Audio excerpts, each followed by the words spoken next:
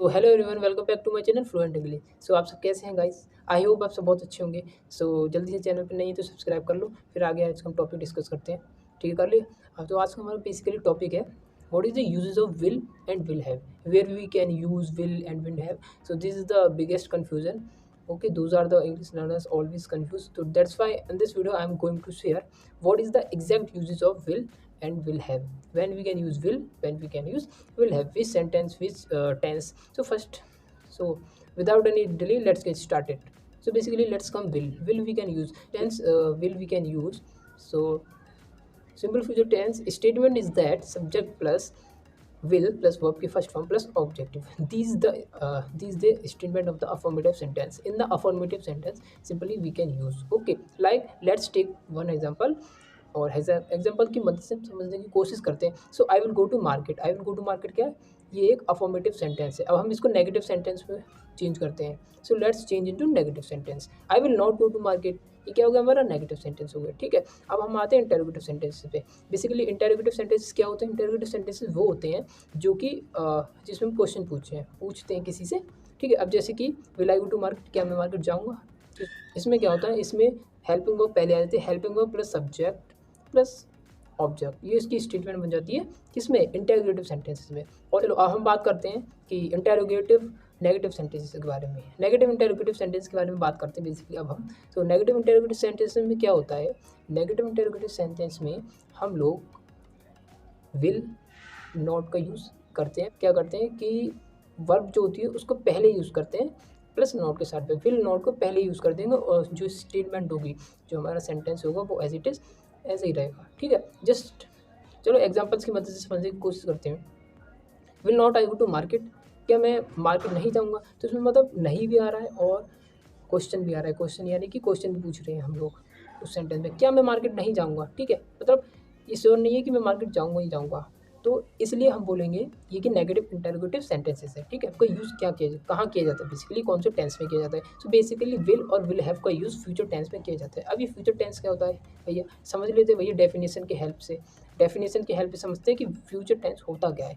Future tense refers to any action which is going in the future which is known as the future tense. Like कोई भी ऐसा काम, कोई भी action जो कि फ्यूचर में किया जाता है उसे हम बोलते हैं फ्यूचर टेंस. ठीक है, बेसिकली विल हैव का यूज़ फ्यूचर परफेक्ट टेंस में किया जाता है. सो बेसिकली इसका स्ट्रक्चर बेसिकली कुछ नहीं होता, सिंपल होता है. विल की तरह होता है, बस वर्ब की थर्ड फॉर्म लग जाती है. Subject plus verb plus verb की थर्ड फॉर्म लगती है. ठीक है, प्लस ऑब्जेक्ट. सिंपल ये आपकी स्टेटमेंट होती है अफर्मेटिव सेंटेंस की, कुछ नहीं. सो गाइस, जैसे कि हमने विल का कॉन्सेप्ट समझा था तो एक एग्जांपल लिया था, I will go to market. So वो वाला एग्जांपल अब हम विल हैव में यूज़ करते हैं और आगे वीडियो में समझने की कोशिश करते हैं विल हैव का यूज़ कैसे किया जाता है इसी सेम सेंटेंस में I will go to market. Right. So basically जिसकी मैंने आपको स्टेटमेंट बताई थी, सब्जेक्ट पर वर्ब की third form plus object. Simple से ये होता है. So I will have gone to market. I will have gone to market. Right, verb की थर्ड फॉर्म आ जाएगी, सेम ऐसे ही रहेगा. सिंपली सो सिंपल, कितना सिंपल है कि नहीं? अब कोई डाउट नहीं होगा आपको. विल और विल का यूज़ करना आ जाएगा. सिंपली कुछ नहीं, विल हैव के साथ में थर्ड फॉर्म आ जाती है. सिंपली विल हैव के साथ में थर्ड फॉर्म का आपको यूज़ करना है. आपको यही चीज़ अपने माइंड में रखनी है और कुछ नहीं याद रखना. ठीक है, सिंपली आपका यही डाउट रहता है. हर एक मतलब कन्फ्यूज हो जाता है कि विल हैव है तो फर्स्ट फॉर्म लगेगी या थर्ड फॉर्म लगेगी. आप अपने माइंड में पहले से क्लियर रखो कि विल हैव का कभी भी मैं यूज़ करूँगा तो उसके साथ में थर्ड फॉर्म का यूज़ करूँगा ही करूँगा. ठीक है, फिर आपको कोई कन्फ्यूज़न होगा ही नहीं. सो अब हम बात करते हैं नेगेटिव सेंटेंस की. ठीक है, नेगेटिव सेंटेंस की, फिर इंटेरोगेटिव की, फिर नेगेटिव इंटेरोगेटिव की. Okay, so basically negative sentence में क्या होगा? कुछ नहीं, सेम रहेगा, नॉट लग जाएगा. I will have not gone to market. Right, negative का सेंटेंस बन गया. अब हम बात करते हैं कि इंटेरोगेटिव सेंटेंस में. तो बेसिकली इंटेरोगेटिव सेंटेंस में क्या होता है कि हम लोग किसी से क्वेश्चन पूछते हैं तो क्या होता है? वर्ब की थर्ड फॉर्म जो होती है वो पहले आ जाएगी. Right, will have I gone to market. Right, तो इसका मतलब क्या है? क्या मैं मार्केट जाऊँगा? क्या मैं मार्केट जाऊँगा? ये सेंटेंस किसका है? फ्यूचर परफेक्ट का सेंटेंस है. राइट, वो किसका था? वो हमने जो बनाया था will I will go to market, वो सेंटेंस था आपका सिंपल फ्यूचर सेंटेंस का. लेकिन ये है प्रेजेंट फ्यूचर सेंटेंस का. ठीक है, अब आई होप आपको समझ में आ रहा होगा. सो मैं इसी वे में समझाता हूँ, ज़्यादा कॉम्प्लिकेटेड नहीं करता चीज़ों को, ज़्यादा एक्सप्लेन नहीं.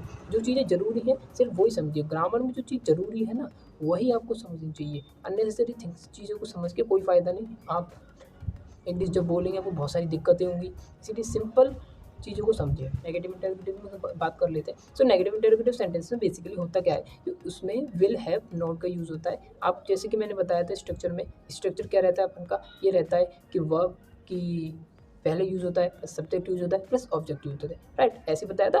पर वर्ब की थर्ड फॉर्म यूज होती है, तो will have not I gone to market, right, sentence बन गया। ठीक है, अब आपके आई होप इस वीडियो में आपके सारे गाइस डाउट क्लियर कर दिए होंगे। मैंने सारी चीज़ें कॉन्सेप्ट हर एक इस वीडियो में कवर किया है। और कोई भी अगर चीज़ रह गई है, जैसे कि कोई सेंटेंस आपको नहीं बनाना आ रहा है, तो आप कमेंट सेक्शन में उस सेंटेंस को लिखिए, कोई लिख के डीएम करिए मुझे, मैं आपको सेंटेंस बना के दूंगा। कोई भी सेंटेंस है, जैसे नेगेटिव में नहीं बनना है, आपके इंटररोगेटिव में नहीं बनना है, अफर्मेटिव में नहीं बनना है, कोई भी सेंटेंस है तो आप लिख के दे सकते हैं गाइस। ठीक है, तो गाइस मैंने इस वीडियो में बहुत ही ईजी वे में आपको समझाने की कोशिश की है कि आप विल और विल हैव का यूज़ करना सीख जाए exactly, right. I don't want कि आप जो है वीडियो को देखें कि मुझे और आपको समझ में ना आए। मैं ये चाहता हूँ आपको चीज़ें समझ में आनी चाहिए। बेसिकली जब आपको चीज़ें समझ में आएंगी ना, तब आप यूज़ करना सीख जाओगे। प्रैक्टिस कीजिएगा डेली डेली 10 सेंटेंस बनाइए विल और विल हैव का। आपको 7 डेज़ में सारे कन्फ्यूजन क्लियर हो जाएंगे। आपको आँख बंद करके कहाँ पे विल लगाना है, कहाँ पे विल हैव लगाना है, ये आपको पता चल जाएगा अगर आप रोज़ 10 सेंटेंस विल और विल हैव के बनाओगे तो। ठीक है, तो इसमें आई होप आपको कोई डाउट नहीं रहा होगा गाइस। सो बेसिकली अब हम वीडियो को कंप्लीट करते हैं। सो गाइस इस वीडियो में इतना ही। So we will see you in the